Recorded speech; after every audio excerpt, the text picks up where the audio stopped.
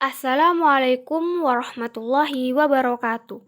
Perkenalkan, nama saya Ufin Maufiro, absen 32 dari kelas 11 MIPA 5. Di sini saya akan menjelaskan tentang osifikasi proses pembentukan tulang. Tulang merupakan jaringan tubuh kaku yang terdiri dari sel-sel dalam bahan antar sel yang keras. Kolagen dan kalsium fosfat merupakan dua komponen utama yang membedakan tulang dari jaringan keras lainnya, seperti kitin, enamel, dan cangkang. Proses pembentukan tulang. Proses pembentukan tulang dikenal juga dengan istilah osteogenesis dan osifikasi. Pada akhir minggu ke-8 setelah pembuahan, pola kerangka terbentuk dalam tulang rawan dan membran jaringan ikat. Kemudian osifikasi dimulai. Osteoblas, osteosit, dan osteoklas merupakan 3 jenis sel yang terlibat dalam pengembangan, pertumbuhan, dan remodeling tulang. Osteoblas adalah sel pembentukan tulang. Osteosit adalah sel tulang dewasa. Dan osteoklas berfungsi memecah dan menyerap kembali tulang yang rusak. Ada 2 jenis osifikasi, yakni yang pertama osifikasi intramembran dan yang kedua yaitu osifikasi endokondral. Berikut penjelasan mengenai kedua hal ini. Yang pertama yaitu osifikasi intramembran. Osifikasi intramembran adalah proses pembentukan tulang tengkorak dan tulang cangkang selama osifikasi intramembran di tengkorak.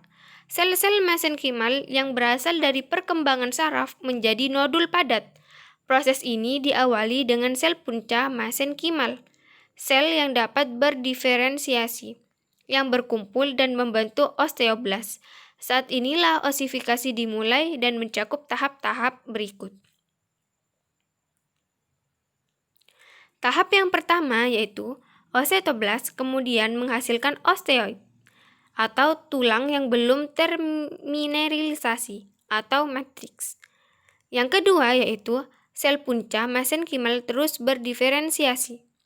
Yang ketiga yaitu osteoblas bermigrasi ke membran dan menyimpan matrik tulang di sekitar mereka. Yang keempat yaitu osteoblas yang dikelilingi oleh matrik kemudian berdiferensiasi menjadi osteosit. Yang terakhir yaitu osteosit kemudian mengeras dalam hitungan hari. Yang kedua yaitu osifikasi endokondral. Osifikasi endokondral melibatkan penggantian tulang rawan hialin dengan jaringan tulang. Sebagian besar tulang kerangka dibentuk dengan cara ini. Tulang-tulang ini disebut tulang endokondral. Dalam proses ini, tulang rawan hialin merupakan model atau cetak biru tulang yang akan dibentuk. Nah, tahap-tahapnya yaitu yang pertama, pada bulan ketiga setelah pembuahan, prikondrium yang mengelilingi model tulang rawan hialin terinfiltrasi dengan pembuluh darah dan osteoblas kemudian berubah menjadi periosteum. Osteoblas berkumpul pada dinding diafisis dan membentuk bone collar. Pada saat yang sama, tulang rawan di tengah diafisis mulai hancur. Osteoblas menembus tulang rawan yang hancur dan menggantikan dengan tulang spons. Proses ini membentuk pusat osifikasi primer. Osifikasi berlanjut dari pusat ke ujung tulang.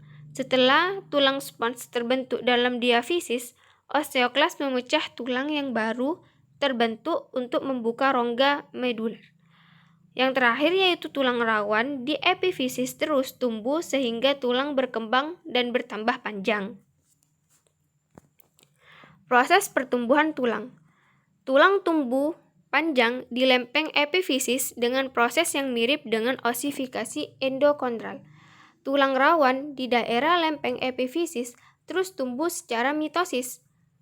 Kondrosit yang berada di area sebelah diafisis kemudian menua dan berdegenerasi. Osteoblas bergerak dengan mengeraskan metrik untuk membentuk tulang. Proses ini berlanjut hingga pertumbuhan tulang rawan melambat dan akhirnya berhenti. Pertumbuhan tulang rawan biasanya berhenti pada awal usia 20-an. Saat itu, lempeng epifisis telah benar-benar mengeras hingga harus garis epifisis tipis yang tersisa. Dengan demikian, tulang tidak bisa lagi tumbuh panjang. Sekarang kita akan membahas tentang faktor pertumbuhan tulang. Faktor yang mempengaruhi tulang yang pertama yaitu faktor genetik yang diturunkan oleh orang tuanya. Yang kedua yaitu faktor nutrisi, yaitu dari makanan yang kita makan. Yang ketiga ada faktor endokrin, yaitu pengaruh hormon.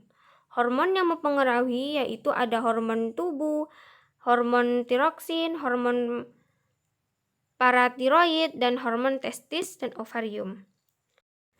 Yang terakhir yaitu ada faktor sistem saraf.